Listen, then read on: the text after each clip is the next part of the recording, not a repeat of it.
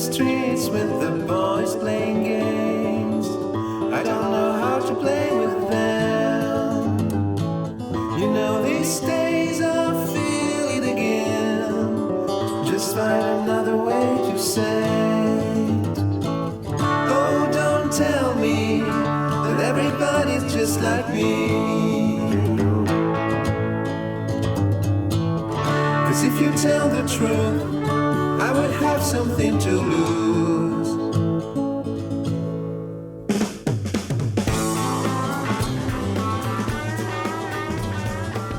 I lived alone with my dad for a while, and he went to work, and I would come home from school at 3 o'clock, and he would come home from work whenever he came home from work, and I didn't play sports, and that's basically a little peek at what it looked like for me. I'd come home, not thrilled about the day, and I'd watch comedy, and it would give me some relief.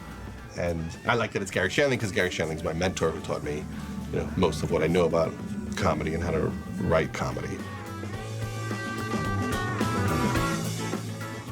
I was like the youngest kid in the grade, so I was small, so there was a lot of athletics going on, and I wasn't any good. So it felt like a daily humiliation in class. So I was attracted to people who pointed out things which were unfair.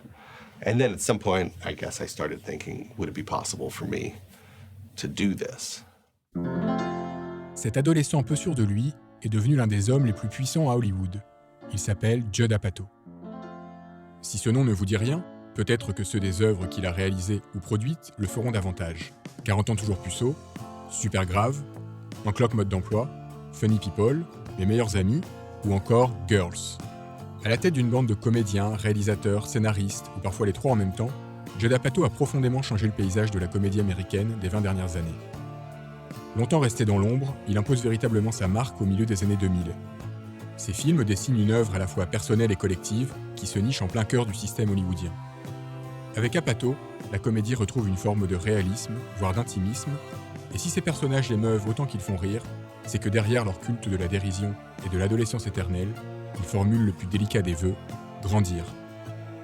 Mais avant de connaître le succès, un succès dont on ne mesure pas toujours l'ampleur en France, Apatow et sa petite compagnie ont dû se battre, des années durant, contre vents et marées.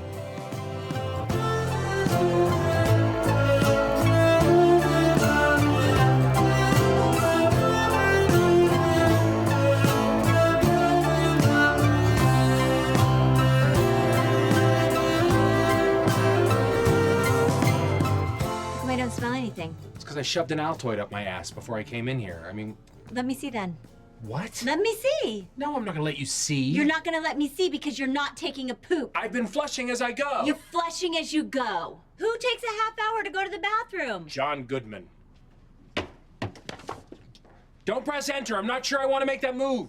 Dans 40 ans mode d'emploi, son dernier film à ce jour, Apatow manifeste une liberté artistique qu'il a patiemment mûrie depuis cet immeuble discret à Los Angeles. C'est là qu'est hébergée sa société de production, fondée à la fin des années 90. All right, and this is Apatow Productions. This is where it all begins. All here on this small floor is where it gets done. This is our little wall of fame.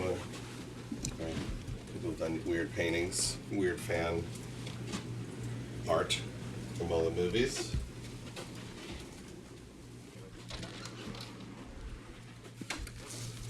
This is where I sit and look at YouTube videos instead of writing for about 8 or 9 hours a day. When I'm not buying music on iTunes, I don't need. I just go down the wormhole. And this is all the books that I don't read. I love buying books. I feel like buying books is the same as having read them. It's pretty much the same thing at this point. And then I sit here. And I wait for ideas to come, and they don't come. Then I'll check my email, then I'll go on Twitter, then I'll do some Instagrams, and then I'll call friends from high school, and then I'll look at old photos, and then I'll put on a Cat Stevens song and go home and go, damn, I got nothing done today. And then I'll tell Leslie, God, I got so much done today. That's my life.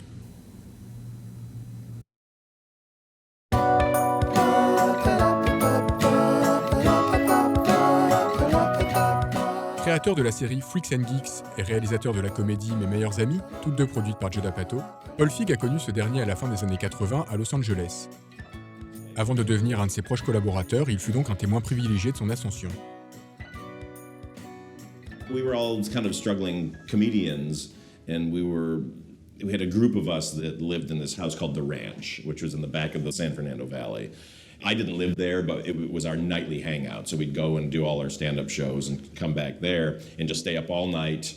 Judd was one of the regulars who started coming, but he was young. He was much younger than the rest of us. So he always was kind of made fun of by the other guys because he was so much younger. You know, but at the same time, he was the most mature out of any of us. It was crazy. In high school, he'd been doing his own radio interviews with like famous comedians, just seeking them out, like, you know, Jerry Seinfeld and Jay Leno and guys like that. I just made a list of everyone that I looked up to and used this radio show as an excuse to ask them everything I wanted to know for myself. I didn't even air most of the interviews. It was just, you know, an opportunity to sit with Harold Ramis and have him tell me, you know, how he does it. And it was incredibly valuable. And how does that work when you audition and then get steady work? Well, you audition, you start off at 3 in the morning, and you fight your way through the order hopefully by doing better than the guy that they put on ahead of you. And next night they put you on ahead of him. And then you try and do better than the guy and they watch you, and it's of course a lot of politics, but basically if you're good, people notice it. He was always a fan of funny people, you know, and he was funny himself too. His stand-up was very funny. He was on that Young Comedian special where he had his famous bit was reading letters to his pen pal who had no money, you know, a starving kid in some third world country. Dear Miguel, hi, how are you? How are things in your village? Is the drought over yet? Well, today I played tennis. Do you play tennis? What kind of racket do you use? Well, I have to go. The Domino's pizza guy is here. Hey, guess what? His name is Miguel, too. And I remember saying at one point, like, you guys better, like, kind of be nice to Judd, because I think he's going to run the town one day. He just had that feeling of, like, a guy who just understood it. And then he ended up running the town. Persuadé qu'il est moins à l'aise sur scène que ses collègues, Judd Apatow ne s'éternise pas dans le stand-up et préfère mettre son talent d'écriture au service des autres. Il aide notamment son ami Jim Carrey à écrire des sketchs pour l'émission In Living Color et produit le Ben Stiller Show, où l'acteur encore méconnu à l'époque pose les fondations de l'humour parodique et bouffon qui le caractérise. En ses premières années de la décennie 90, Apatow partage en outre un appartement avec Adam Sandler, star naissante des comedy clubs de Los Angeles. One of the moments that I remember was when Adam Sandler, who was my roommate at the time, got hired to be on Saturday Night Live, and it just seemed unthinkable to me that was possible, that one of us was going to get on that show. Ce prestigieux show télévisé avait révélé depuis 1975 des acteurs tels que Chevy Chase, Bill Murray, Dan Aykroyd, John Belushi ou encore Eddie Murphy. Or ces derniers, après avoir enflammé la comédie américaine des années 80, avaient fini par montrer de sérieux signes d'essoufflement. Un boulevard s'ouvre alors pour la génération suivante, celle d'Apatow et de ses amis, qui pousse encore plus loin la veine régressive et burlesque de leurs aînés. Entre 1994 et 1996, Adam Sandler connaît ses premiers succès sur grand écran, avec la participation régulière d'Apatow au scénario. Ben Stiller réalise son premier film, Génération 90, et joue dans La Colo des Gourmands, la première production d'Apatow pour le cinéma, tandis que Jim Carrey devient bankable avec Dumb and Dumber des frères Farrelly, Ace Ventura et The Mask. La nouvelle comédie américaine est en marche. En 1996, Judd Apatow produit Disjoncté, le second long-métrage de Ben Stiller, avec Jim Carrey comme acteur principal. Ce dernier joue un installateur du câble à la santé mentale pour le moins fragile, qui se met à harceler un de ses clients joué par Matthew Broderick. I think it's ultimately darker than we thought it was going to be, and how it felt on set. It felt a little lighter in the shooting of it, and then when you put the music on it and you put it all together, it's like way scarier and weirder. Bizarre et un brin anxiogène, le film fut un échec relatif à sa sortie, mais apparaît aujourd'hui comme un jalon de cette renaissance comique. Around that time, I had lunch with Warren Beatty, and he said to me, you know, you don't know if a movie's good for 10 years after it comes out. And so I kind of relaxed and went, okay. And then 10 years later, I thought, yeah, it's a pretty crazy movie. I like it. C'est en outre pendant le tournage de Disjoncté qu'Apatow se lie avec sa future épouse, l'actrice Leslie Mann. Il fait également, durant ses années de formation, la rencontre de ses deux mentors, D'une part, Gary Shandling, créateur et protagoniste du Larry Sanders Show, sur lequel Apatow travaille comme producteur de 93 à 98. D'autre part, James L. Brooks, réalisateur d'un de ses films préférés, Tendre Passion, mais aussi producteur des Simpsons et de Profession Critique. C'est sur ce dernier cartoon qu'il engage Apatow en 94. Avec eux, Apatow apprend à être plus qu'un créateur de blagues. Il se forge une rigoureuse éthique de travail et développe un perfectionnisme dans l'écriture en même temps qu'un esprit d'équipe dont il se souviendra des années plus tard.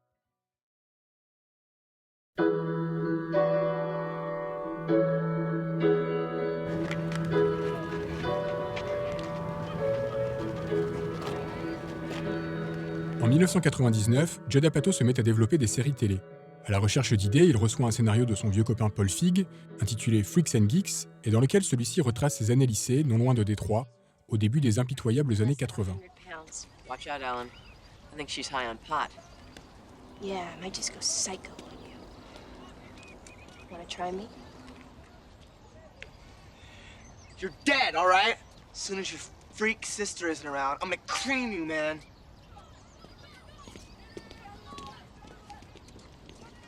You know, you really didn't need to do that. I could have handled it. Yeah, I know. Impressionné par la maturité du projet et sa puissance émotionnelle, Judd Apatow convainc la chaîne NBC d'en acheter une demi-saison.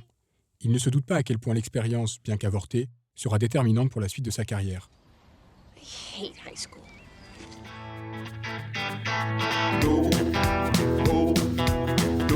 One of the many reasons why I think I created Freaks and Geeks was because it was a reaction against the way I'd seen high school portrayed, because it just never felt like my experience. I mean, it was either the cool kids who were like dating and having sex and in these kind of like, you know, soap opera worlds, or it was, you know, the nerds who were just like dysfunctional. So all that kind of went into wanting to portray that in the two groups that I felt hadn't been portrayed correctly, which were, you know, the kids without a group, the geeks for lack of a better term, and then the burnouts. Parmi les jeunes acteurs révélés par la série, beaucoup jouant ici pour la toute première fois, plusieurs noms se détachent.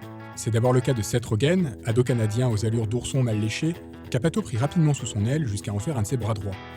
C'est aussi le cas de James Franco qui s'illustra ici en Rebelle sans cause, quelques années avant de devenir la star hollywoodienne et l'artiste multifacette que l'on connaît aujourd'hui.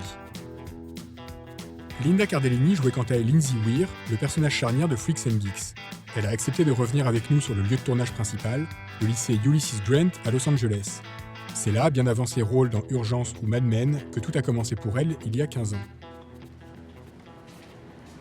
Judd and Paul were very, very involved, and they cared a lot about us. I think they saw us as sort of these young kids who they felt a need to, they felt a responsibility to, which was wonderful for us. At that time, I was up for 2 other shows on the same network, and I got a phone call saying, you know, from one of the executives at the network saying, you know, Freaks and Geeks is probably the longest shot of all of the shows, and you might want to reconsider, because if you go in on Freaks and Geeks first, then you're not eligible for the other 2. And I remember telling my agent that I didn't care, that Freaks and Geeks was the best script that I had read, and I didn't care what it took. I wanted to be able to have a chance to win that part. And funny enough, both of the other shows, although they were supposed to be bigger successes, sort of died and were never heard of again. And Freaks and Geeks, although it didn't end up going a complete full first season, it has sort of never died. It's one of my favorite roles I've ever played. High school's for learning, but it's also where you should be learning to socialize. That's what school dances are for. No, they're not. They're just a chance for all the popular kids to get together and experiment with sex in their cars. Lindsay. It's true. I mean, if that's what you want me to do, I'd be happy to go. 10 cowbells, 4 brides, 5 snares, man. Aujourd'hui un des lieutenants du gang Apatow, Jason Segel n'avait que 19 ans lorsqu'il se présenta au casting de Freaks and Geeks pour le rôle de Nick Andropoulos, doux rêveur aux ambitions brisées sur le mur de la réalité. Depuis, Segel a écrit plusieurs films, dont une nouvelle déclinaison du Muppet Show, et a offert son corps de colosse et son sourire d'éternel ado à la célèbre sitcom How I Met Your Mother. C'est sur le tournage d'un des derniers épisodes de cette série que nous l'avons rencontré. Nice slate, bro.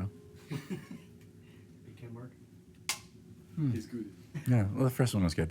The second one was fine. I had this sort of the arrogance and the naivety of youth, you know, and I got this script for Freaks and Geeks, and I saw the title, and I thought, no way, this sounds ridiculous. And then someone told me, no, Judd is involved, you should read it, and I read it, and I just really, really responded to it. Empreint de mélancolie sous ses dehors comiques, d'une âpreté et d'une densité inédite, Freaks and Geeks est un hymne à la gloire des losers, à tous ces désarmés existentiels envoyés dans la bataille de l'adolescence, dont certains sortiront malgré tout victorieux, quand les autres y perdront leurs illusions. Diffusé à un horaire impossible sur une chaîne aux fortes attentes commerciales, et en profond décalage avec les autres séries adolescentes de l'époque, Freaks and Geeks ne trouve malheureusement pas son public. La direction de NBC ne tarde pas à en menacer l'existence, et Apatow doit se battre pour mener à son terme la série, qui ne comptera finalement que 18 épisodes. This was back in the days when Judd was a yeller. You know, he doesn't yell anymore, but he would just, you'd hear him off on the phone with the network just screaming at them. And so the show would get picked up for one episode at a time. And we started out, like the joke on set was we started out with this big, beautiful spread of food. There's like craft service where they have all the food to eat during the day, and it went from being like lavish deli spreads to just like a box of cereal and some creamer. And we were getting rushed around, and I think at that point we all kind of knew things might not go our way. So we made every show like it would be the last one, and every great idea we had, we put it in the show. We weren't saving things for second and third season. We were just jamming everything in, and I think that's why the show is good, because we made it like while staring at the guillotine the whole time. And so I remember it was right around Christmas time, Judd saying to me, like, look, we're probably going to get canceled. You should write the final episode. Do it now. It was very sad to have the show only go 18 episodes. We were all devastated because we loved each other so much, and we loved the work that we were doing. You know, we all thought, oh, if this gets canceled, we'll just go do the next thing that'll be just as special. And you don't realize that you were part of something that doesn't come around very often. I get, tweets and letters from people all the time who say, oh, Freaks and Geeks changed my life. Freaks and Geeks got me through high school. And I do understand that, or whatever they take from the show, that it's okay to be different, or because people don't acknowledge you, that doesn't mean that you're not special. And maybe that's enough for some people to survive it. Après cet échec, Apatow produit une autre série, Undeclared, qui prolonge les thématiques de Freaks and Geeks, mais à la fac et dans un format plus court de 22 minutes. Il reprend une partie du cast, découvre de nouveaux talents, et fait faire des caméos à quelques complices comme Ben Stiller, Will Ferrell ou Adam Sandler. Yeah, you should ask Marshall to leave. That guy should go. I can totally hear you guys from over here. Marshall, go. I can just Get the hell out of here, man. Get out of here. Go. Marshall. Just go. Nice meeting you. Get out of here. Go, go, go, go. Elle aussi en avance sur son temps, la série subit le même sort que son aîné, annulée au bout d'une saison en 2003. C'en est trop.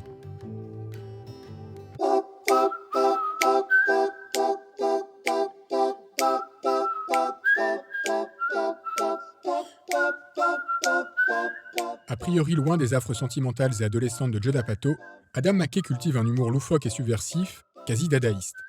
Il nous a reçus dans sa salle de montage où il apporte la touche finale à son dernier film, Encore Man 2, la suite des aventures entamées 10 ans plus tôt de son présentateur vedette. Good evening, I'm Ron Burgundy. Here's what's going on in your world tonight. Our movies are making fun of movies. The very fact that we're shooting the movie is the joke. The fact that someone said yes and gave us $20 million to go make Anchorman is the joke of that movie. I think a giant cultural shift happened in the United States in the early 80s. And maybe it was because of the explosion of media, I don't know, but we just decided to kind of buy into the fairy tale on some level. And so you see a lot of empty suits in American culture right now. And sometimes it's hilarious. Sometimes you see guys get caught in situations where they have to talk about something and they have no idea what they're talking about. I mean, the ultimate example is George W. Bush, where you had a guy with no qualifications whatsoever to be the president of the United States. And as horrifying and as dark as that is, it's also screamingly funny. Will Ferrell et Adam McKay se rencontrent en 1995 sur les bancs du Saturday Night Live, où le premier intègre le cast, tandis que le second est en charge d'écrire et de réaliser des sketchs. Ils développent là une sensibilité commune et deviennent les meilleurs satiristes d'une Amérique où le pouvoir, l'argent et la bêtise se tiennent par la main chaque jour un peu plus fort. One point we said we were going to do the Mediocre American Man trilogy. And it was going to be Anchorman, Talladega Nights, and Step Brothers, these mediocre American men that are puffed up to be giant leaders, kind of became our thing. We wrote Anchorman. We wrote this very, very crazy draft that had like baboons with martial arts weapons fighting Anchormen. We submitted it to every studio in town, every small studio, every big studio, and every single one said no. Un intermédiaire les présente alors à Judd Apatow, qui, suite à l'échec de ses séries, cherche à remettre un pied dans le cinéma. Bien que l'humour de McKay et Ferrell soit différent du sien, Apatow en perçoit tout de suite le génie et décide de les accompagner jusqu'à l'achèvement du projet.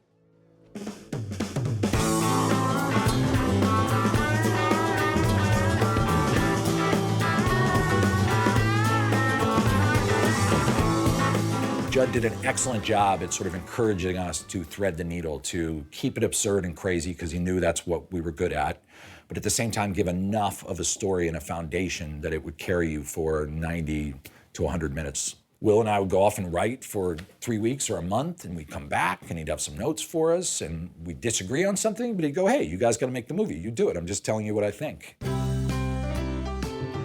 À l'époque inconnue du grand public, Steve Carell est casté pour le petit rôle de Brick Tamland, Monsieur Météo au QI glorieux de 48.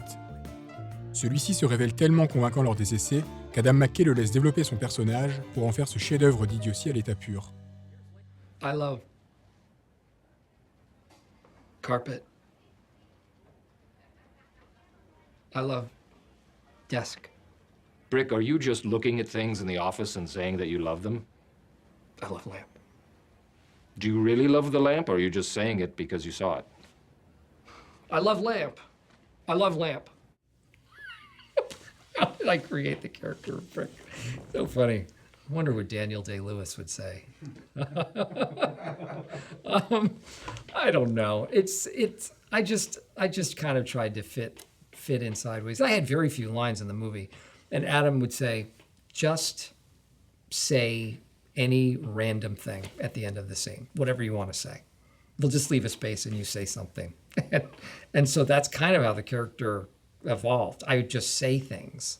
You know, Will and I had taken so long for us to make Anchorman that when we finally got to do it, our mentality was like pretty simply like, let's fuck shit up. It was, let's go do stuff that no one's done on film. Let's go do wrong things. You know, let's kill a guy with a trident. Let's have characters break into song for no reason. Afternoon delight. I don't know, Ron. That sounds kind of crazy. Sounds like you have mental problems, man. Yeah, you got mental problems, man. Yeah, it really does. Man. Afternoon delight. I'm gonna make a phone call here. You know, if you want to divide the comedy world into like Freudian and Jungian, in the sense that Freudian is like relationships and sexual dynamics and sort of a little more reality-based, and Jungian is much more like dream images, like bears and robots. We're definitely on the Jungian side. We're definitely more into the images and the sort of stranger kind of comedy. He's definitely more Freudian than we are. And maybe calling ourselves Jungian is giving ourselves too much credit. You could say he's more Freudian and we're idiots. And Anchorman was a success, and that seemed to open the door for everything else that we wanted to do. At the end of shooting, he pulled me aside and said, you know, if you have any ideas, if you'd just like to get together and talk about anything you might want to try in the future, I'd be open to talking to you about it. So a month or two later, I came in and I pitched him a couple of ideas. And it was funny that when we met, we spent about an hour or so. And at the very end, just before I left, I said, oh, and there's this other thing. It's this guy who's 40 years old, and he's caught between all of these other guys regaling each other with these very sexual stories of conquest. And I thought it would be funny if he just didn't have a frame of reference. And it became clear by what he was saying that he had no experience and that he was a virgin and was called out. You know, when you grab a woman's breast and you feel it, and it feels like a bag of sand when you're touching it. Bag of sand?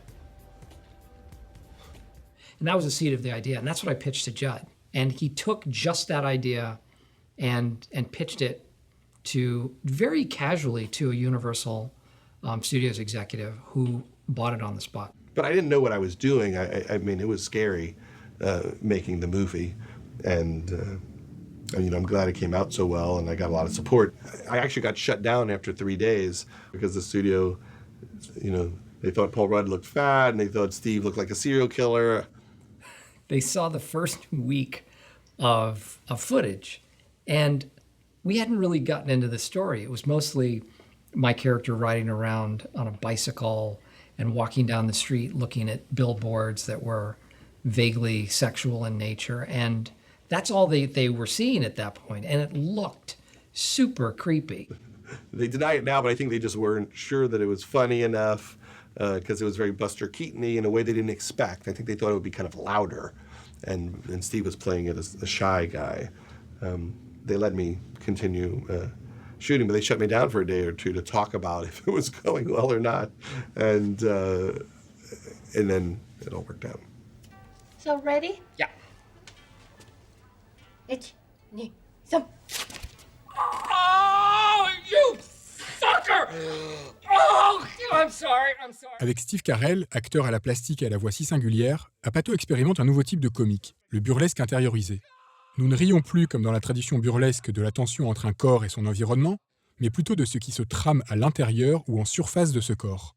Les fluides, la pilosité, les maladies, les problèmes sexuels deviennent ainsi des sources infinies de vannes, comme si les mots du corps se transmuaient en mots de l'esprit. Shit, piss, fuck! Burger, pussy! Shove it up my ass! Ah! Oh, no! No! Kelly Clarkson! Why shouldn't people like me be the stars of the movie? You know, I'm not in the movie, but probably somewhere I wish I was in the movie, and I want people like me to be in the movie as a way of just feeling like we're okay. And I am interested in stories about people who've had experiences like me as a, semi-goofy guy, who's never in fantastic shape, but always kind of that close to okay shape.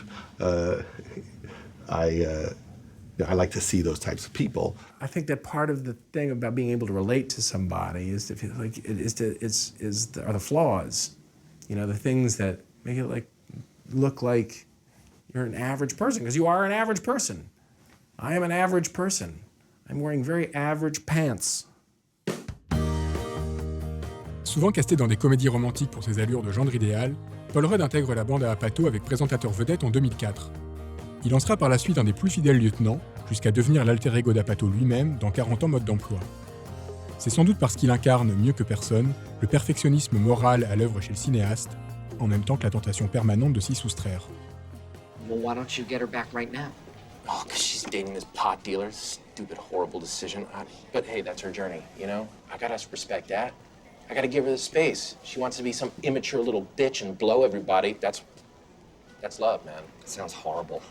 Something like The 40-Year-Old Virgin was different than a lot of things that surrounded it at the time, because it was kind of dirty, but it was also sort of sweet at the same time. And it was a hybrid that, to my knowledge, a lot of people hadn't been going down that road.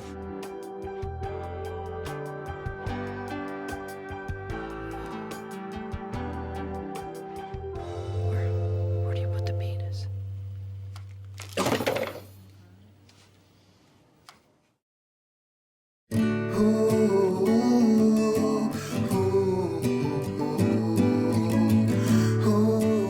Cet humour à la fois tendre et trivial qui a fait le succès de 40 ans toujours puceau, Apatow le perpétue à travers les films qu'il produit par la suite, notamment Super Grave, sorti en 2007. En quelque sorte adopté par Apatow à l'issue de Freaks and Geeks, Seth Rogen traînait depuis l'adolescence ce scénario coécrit avec son vieux pote Evan Goldberg. L'histoire plus ou moins autobiographique de 3 ados cherchant à acheter de l'alcool pour briller auprès des filles. Maintes fois remanié au fil du temps, Super Grave finit par atterrir dans les mains de Greg Mottola, un cinéaste new-yorkais qui avait déjà travaillé avec Apatow et Rogen sur la série Undeclared. I had wanted to do Superbad from the first time I heard it at a table reading a few years prior. I saw what was really truthful and kind of touching about it, despite how incredibly filthy it is. One funny story is there was another producer who kind of partnered with Judd on trying to get it made, who was very passionate about it, extremely, and he went on dozens of meetings with us trying to get it made, and he just pushed and just no one would do it. And then a few years later, he became the president of one of the studios, literally the president of a movie studio. And so me and Judd were like, fucking A, it's happening, we got an inside man. And then we went to him and he's just like, no, I can't do this. You've seen how many dick jokes there are in this thing? We can't do that. And we would hear the expression fundamentally unmakeable a lot.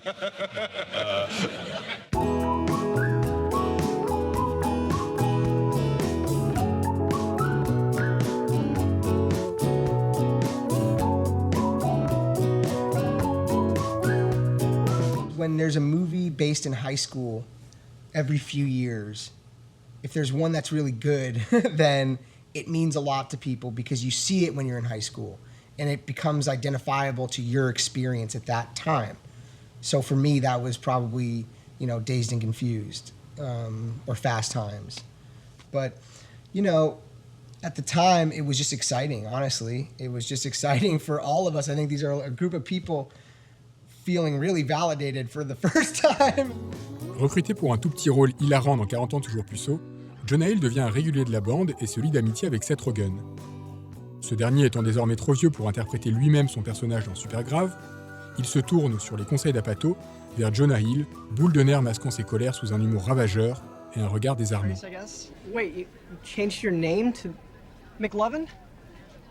McLovin? What kind of a stupid name is that, Fogel? What, are you trying to be an Irish R&B singer? Oh, they let you pick any name you want when you get down there. And you landed on McLovin. Yeah, I was between that and Muhammad. Why the fuck would it be between that or Muhammad? Why don't you just pick a common name like a normal person? Muhammad is the most commonly used name on earth. Read a fucking book for once. Fogel, have you ever actually met anyone named Muhammad? Have you actually ever met anyone named McLovin? It became mainstream or it became popular, but we never once deviated from kind of having an anti-hero, almost, you know, I would say pretty aggressive punk attitude to comedy where it wasn't, I didn't feel like I was pulling any punches. You know, I always try and do stuff where if my 14-year-old self was watching it, he would say, "You didn't sell out." People, particularly women who read the script, thought it was just so disgusting. They were like, "What? This is horrible. This is misogynist. You can't say these things." And having seen it read and knowing the people who made it, I knew they're not misogynists. The joke that shocked everyone was the joke where Jonah Hill's dancing with a girl who happens to be having her period. And a lot of people say that you can't do that. You can't keep that in the movie. And I said, what's funny about it and what's sort of crossing a line and why it's a good thing to put in the movie is that the joke is on the young men. They are terrified of women. They're terrified of body functions. They're terrified of never getting laid. They are so scared. And to Jonah Hill's credit, he was the only person who could come in and play that character with a look of fear in his eyes. Oh, fuck. Oh, my God. Oh, shit. I'm gonna fucking throw up. Someone period on my fucking leg. Oh, shit. But, you know, those moments where you would write about crazy things you thought when you were a kid or your terrors and insecurities, you know, they seem to get the biggest laughs and also the biggest emotional response. Judd came up with the idea of them, at the end of their adventures, ending up back in Michael Cera's basement in sleeping bags and having the scene where they tell each other they love each other. That it's, you know, in a teen romantic comedy, it would be the kiss scene or something. I love you. It's like, why don't we say that every day? Why can't we say it more often? I just love you. I just want to go to the rooftops and scream, "I love my best friend Evan." I want the world to know. It's the most beautiful thing in the world. Boop, boop, boop. Come here. Come here, man.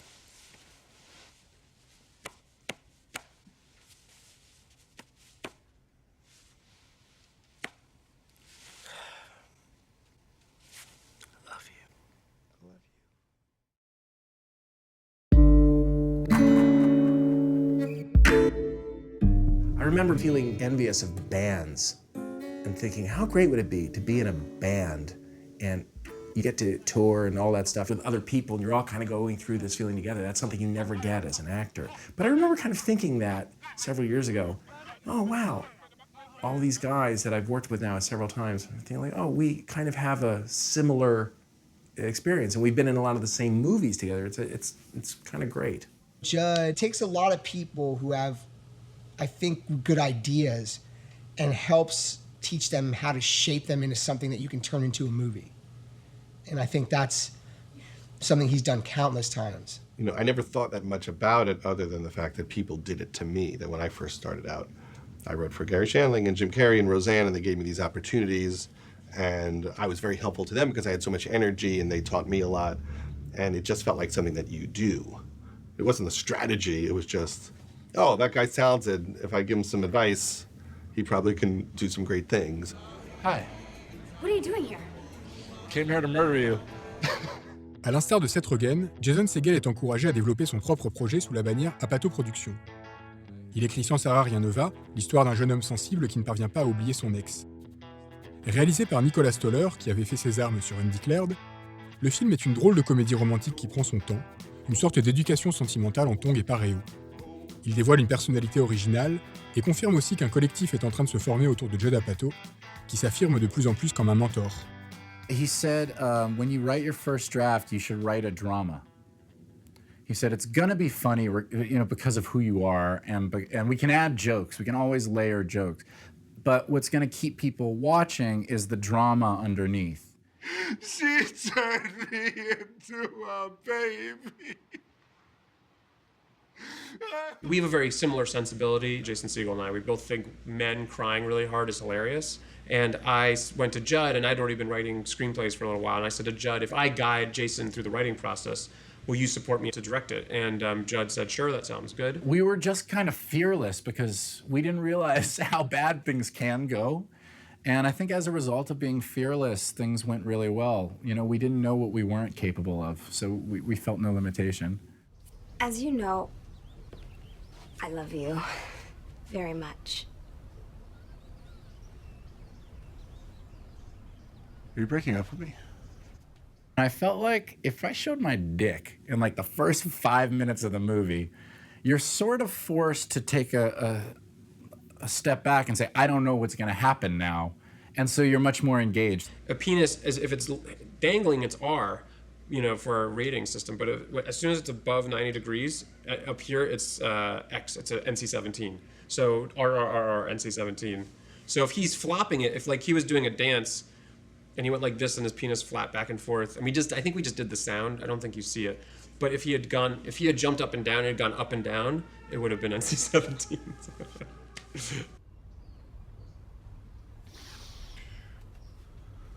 In a strange way, the purpose of comedy is therapy.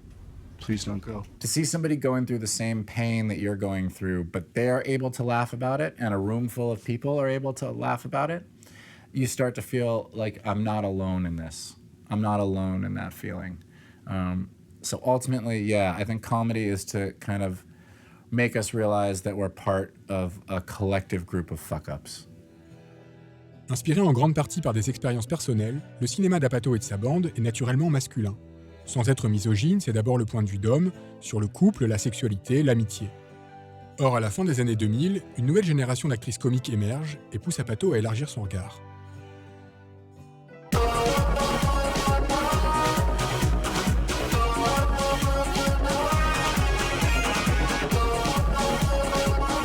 What's so crazy about it is these debates of can women be funny? It's who the fuck came up with that? I don't even know why funniness has to be genetic or gender-based or, anybody. I mean, look at Melissa McCarthy, one of the funniest people on the planet.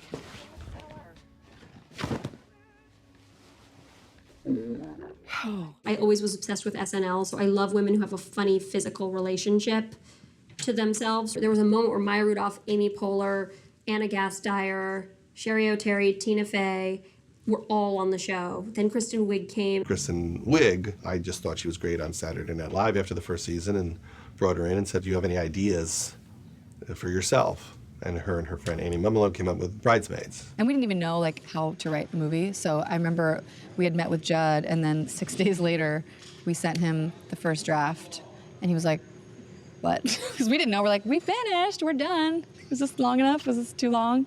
We had no idea of how long it was supposed to take. I mean, it was probably in rough shape, and he probably read it like, oh boy. But yeah, 6 days, first draft. Le scénario de Kristen Wiig et Annie Mumolo raconte la rivalité entre des demoiselles d'honneur chargées d'organiser le mariage de leur meilleure amie. Apatow en confie la réalisation à Paul Feig, son vieux compagnon de route, toujours désireux de travailler avec des actrices de tempérament. D'une immense drôlerie, mes meilleurs amis prouvent, s'il était besoin, qu'un comique féminin sans phare ni tabou, aussi cru que celui des hommes, est possible. Oh, I think my dress was probably just tight. Oh my God. You got food poisoning from that restaurant, didn't you? No, I had the same thing that she had, and I feel fine. Oh my, okay. Oh no. Nothing's happening. Oh my God. You know, I don't really care which dress we get. It doesn't matter to me. I just need to get off this white carpet. No, okay. Avec près de 300 millions de dollars de recettes dans le monde en 2011, c'est le plus grand succès des productions Apatow à ce jour. We wanted to make this movie something that guys would want to see, girls would want to see.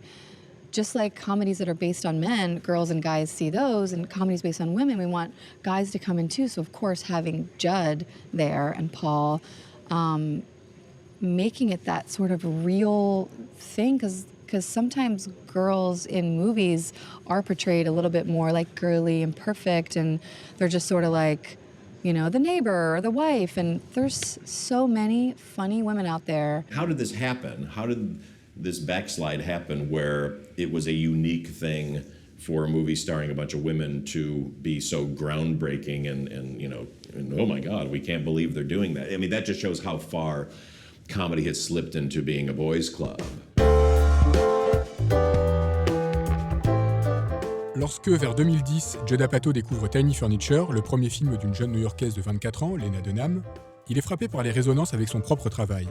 L'actrice-réalisatrice y dévoile en effet une écriture ultra-personnelle qui sonde avec humour les failles et les névroses de ses personnages. He wrote me an email entitled From Judd Apatow. I think he said something like, if you ever want someone to get you a lot of money to make a movie and really mess up your process, call me. And I thought it was from my friend Isabel and that it was a prank. And so I wrote back, if this is my friend Isabel, fuck you. But if this is Judd Apatow, thank you so much. I'm so excited. And the next day I called him on the phone and he answered and he said, this is Isabel. And we had the most lovely interaction. And I told him about this project I was working on. I was already writing a pilot for HBO, the pilot that would become Girls. He hadn't done TV in years. He hadn't done TV since Undeclared at this point. And he just decided to make himself, you know, sort of a mentor slash guide slash collaborator. And it was, it was a really beautiful, easy process. Tout en la poussant dans une direction plus mainstream, Judd Apatow encourage sa protégée à aller au bout de ses obsessions et à explorer de nouveaux territoires comiques. Dénuée de tout complexe physique, Lena Dunham affiche sa nudité avec une totale désinvolture. Et elle invente une forme très contemporaine de burlesque sexuel, à rebours d'une certaine image glamour du corps féminin. Jesus fucking Christ. It's really hard. I feel like we're finally understanding as a culture that women have more than one voice and you can't sort of create entertainment that's going to entertain them all because they're as vast and varied as men are in their predilections and tastes. And so that's been exciting for me to see that, like, oh, there can be 5 shows about women on TV and not just one. I don't want to freak you out, but I think that I may be the voice of my generation. Or at least a voice of a generation. I just think, you know, what's not happening right now? So when you meet someone like Lena, you think, oh yeah, there hasn't been a show like this for a long time. There's a need for it. She's hilarious and she's got this, great point of view, and you're filling a hole. Dealing with the Marnie friendship, then we go into a boyfriend relationship, then we go to these 3. Like Totally. if we could break it into like Break it into 4 pieces, yeah. like you do with This Is 40. Like I do with everything in life. Avant d'être un chef de bande, un producteur ou un businessman, Judd Apatow est un auteur. De plus en plus personnel, son œuvre a amorcé un virage dès 2007 avec son second long-métrage, En cloque mode d'emploi. Il s'y projette lui-même dans 2 alter-ego d'âge différents. Seth Rogen d'abord, un glandeur de 22 ans ayant accidentellement mis enceinte une brillante jeune femme interprétée par Katherine Heigl. Paul Rudd ensuite, qui forme avec Leslie Mann, épouse d'Apatow à la ville, un couple de cadras qui négocie tant bien que mal avec les aléas de la vie conjugale. Because if I told you what I was really doing, you would just get mad. So you think I'm seeing a band, I do my fantasy draft, and it's win-win. Well, what'd you do last Wednesday night when you said you went to see a band? Went to the movies With who? by myself. What'd you see? Spider-Man 3, Why do you want to go by yourself? Why didn't you ask me to go? because I needed to get away, you know, with work and you and the kids, sometimes I just need some time to myself. I need time for myself. I want time for myself, too. You're not the only one. I mean, that's one of the things that meant a lot to me because, we worked it out on set. There was a lot of improvisation that day, and we really danced around a lot of ideas to get to some of those sentiments. And that's how I like to work. I work really hard on the script. I polish everything, but I also want something to happen in that moment, or for us to remember something that we talked about or said once, and to try it and see, if it works. What? I don't even know what to say. What do you want me to do? You just think because you don't yell that you're not mean. But this is mean. I think Judd and I both feel like it's the more honest you are, the better. And so we just went all the way. And you have to constantly be working on it. Whatever the scene is, it's always like a work in progress. You know, it's a little bit taken from, you know, a Mike Leigh or a Robert Altman approach to the work, but also I saw Gary Shandling do it all the time in rehearsals. You know, he wanted something else to happen, and that's an example of that.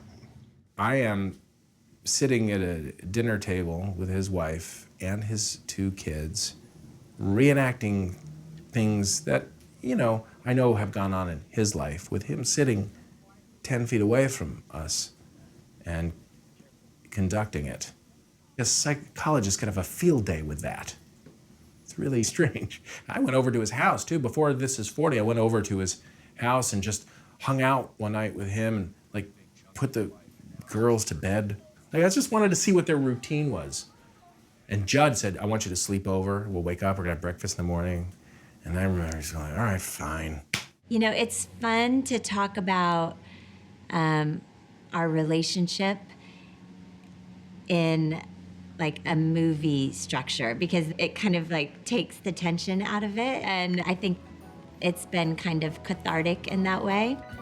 En 2012, dans un spin-off d'Encloque Mode d'Emploi intitulé 40 ans Mode d'Emploi, Apatow tourne à nouveau avec ses 2 filles, sa femme et Paul Rudd, et poursuit avec un sens intact du détail et du comique de situation l'auto-analyse de sa vie familiale. Can we just keep like just a small shred of mystery in our relationship, please?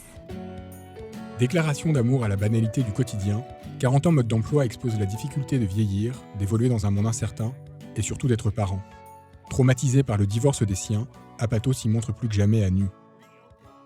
Watching my parents fight made me realize that I can't trust adults. They were just normal people having the same fights everybody else has, but as a little kid, it just makes you think, oh, they don't know everything. Oh, they give me advice about everything, but they're kind of potentially wrong on a lot of it because look what they're doing in this situation. I think for most people, our parents are just kids who had kids who didn't know what the hell they were doing, who mess up their kids, and you know, we're all just trying to figure it all out so we don't screw up our kids too much. Like, can I just screw them up a little less than I got screwed up? And that's the goal. I mean, I guess it worked. Like, you told me not to smoke pot all those years, and then I found out you were smoking pot that whole time. Not the whole time, just in the evenings and all day every weekend. Not that much. Honestly, though, when you look at me, do you not think at all like, no, if he just never existed, I would have avoided a massive heap of trouble, you know? Absolutely not. I love you totally and completely. You're the best thing that ever happened to me. I'm the best thing that ever happened to you? Yeah. Now I just feel bad for you. Oh, he's showing families trying to make it work, so that's conservative. Like, I don't know, isn't that just a human thing? Just showing people try to get along? I mean, it seems, you know, silly to make that a conservative value in some way. It makes me laugh because people try to put their political agenda on movies. I mean, the reason why we don't say the word abortion in Knocked Up is because it was funny that Jonah called it a schmishmortion, and he was actually making fun of the fact that Jay wasn't using the word. I'm totally pro-choice, but our movie was about people who were trying to figure out how to get along if they had a baby. So the movie would be over in 5 minutes if they had an abortion. Life is like that, you know, you can't plan for it, and even if we did plan, life doesn't care about your plans necessarily, and you just kind of have to go with the flow. And, you know, I know my job is to just support you in whatever it is you want to do, and I'm in, you know, so whatever you want to do, I'm going to do, you know, I'm on board. Yay! I really appreciate you saying that. Dans les films de Judd Apatow, il n'y a jamais d'affreux salaud. La seule adversité, c'est la vie et ses accidents qui se mettent en travers des désirs. Ce qui meut le cinéaste et ses alter-ego, c'est la volonté d'être un bon mari, un bon père, un bon ami. Mais faire le bien est un sacerdoce, presque une malédiction, en tout cas une source inépuisable d'angoisse.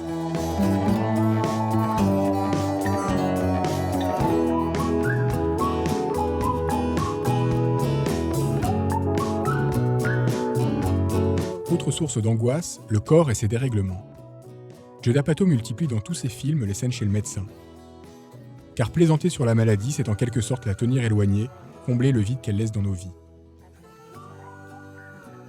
Dans son 3e long métrage, Funny People, Apatow fait de cette question son point de départ et imagine les bouleversements dans la vie d'un célèbre comique apprenant qu'il a le cancer. You are a very funny man. Are you mad that you died at the end of Die Hard? I don't understand the reference. Kind of looks like those two guys in the second Matrix movie. I assure you I was not in the Matrix. Why did he be on board? What did he do to you? If you have no other questions, I do have other patients. You have other patients that you have to frighten by the end of the day? How many patients do you frighten a day? And I'm slowly getting a little bit annoyed by this humorous activities from you guys. So I think we have discussed this, and I'm very, very sympathetic to your recovery, and I hope we will succeed with what we're doing. I've been trying to build this cabinet I bought from you guys for like 6 months. I got IKEA, that's very funny. I like the awkward moments in life, and it just takes time to, to really accurately portray how people interact with each other is a little slower than a fast-paced comedy. You know, the internet dating thing actually kind of works. That's good. I've actually been on a couple of J dates. No way. What's that? Yeah. What's a J date? What, is that an internet thing I should know about? I don't do that shit. It's a website where Jewish people can find each other. Really? A whole list of Jewish people? I didn't think Jewish people like to be on lists. Because of the Holocaust. Wow. How's this going, by the way? It's been great to meet you.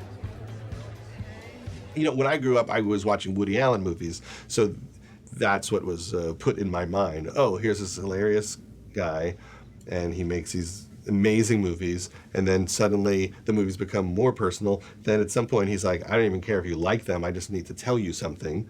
And sometimes it seems ridiculous to talk about Cassavetes when talking about my own movies, but I like that he's saying, life is difficult and unpredictable, and movies can't clean it all up. It's dishonest to make them too linear and to have the same structure. Funny People does feel like it could just end with him getting better. But that's not why I made the movie. I made the movie to show what happens when you get better and you don't know what to do. So when you're watching the movie, you're kind of spinning out with him. And if you're tired from work, maybe you didn't want that day, but that's was kind of the thought. Something's missing. Anyways, I have no religion. My parents did not believe in God. That was great. They passed that along. I didn't even have a fucking choice. They were like, no, don't do it. Inspiré par Que le spectacle commence de Bob Fosse, Funny People est à ce jour le film le plus ambitieux et le plus sombre de Judd Apatow. Ce qu'il y diagnostique, métaphoriquement, c'est en fait la maladie d'une certaine comédie. Connaissant mieux que personne, après 20 ans de carrière, les artifices et les coups bas du métier, il dévoile la noirceur cachée derrière le masque souriant du comique. Simmons getting a little dark. What's he doing? When you hear the waitress's footsteps, that's when you know you're not doing well. Oh boy, it's quiet in here. You hear that? I think I can hear the freeway. Is it a cover being funny? Like, shouldn't we just all be sincere? Is there any need for humor at all? Are we hiding every time we make a joke, or are we being insecure every time we make a joke? I think it is how people process things, and it makes things more tolerable. Now that I'm 45, I realize that confidence is never going to come, and true calm and peace is not coming, which I guess is ultimately good because it keeps you going. I guess if I was happy and full of myself, I would just stay home. So you do feel the need to keep proving yourself because your ego is never satisfied and you're always insecure.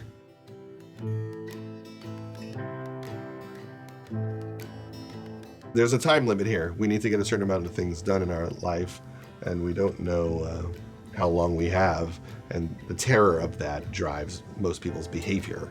And if you're not sure you're going to heaven, if you don't have that spirituality, you might be even a little more freaked out. And that's kind of what Funny People is about.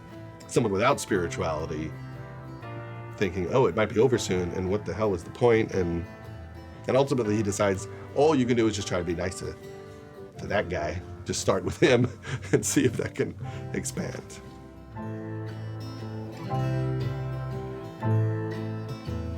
Il existe un art tout particulier du dernier plan chez Apatow. A priori adepte du happy end, il aime laisser ses couples de personnages à leur destin par un lent travelling arrière chargé de les replacer au milieu de la foule, dans l'anonymat. Le temps de la fiction laisse ainsi place à la normalité, avec cet arrière-goût doux amer laissé par des résolutions qui n'en sont pas vraiment. Quelque chose a été appris, une progression a été enregistrée, mais aucune incertitude n'a été levée. Et à bien y regarder, le petit couple dans sa voiture rouge qui avance tranquillement sur une route cabossée se dirige en fait droit vers l'autoroute du conformisme. Demeure alors cette question, entêtante, comment être sûr que demain sera mieux qu'hier ?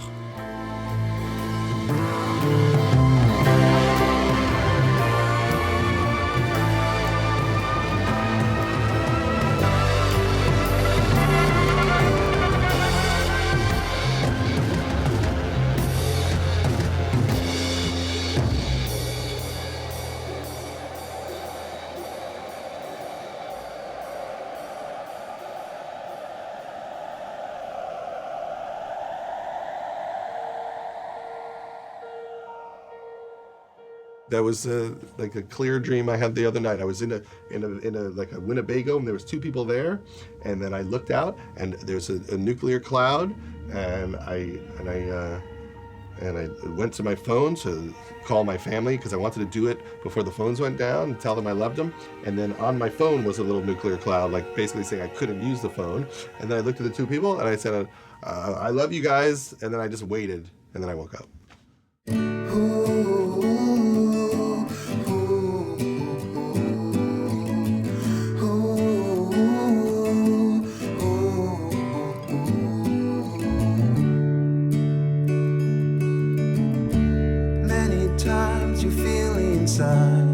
Your heart beating in the past. Many times we've come this far, but nothing changes, nothing but this sound.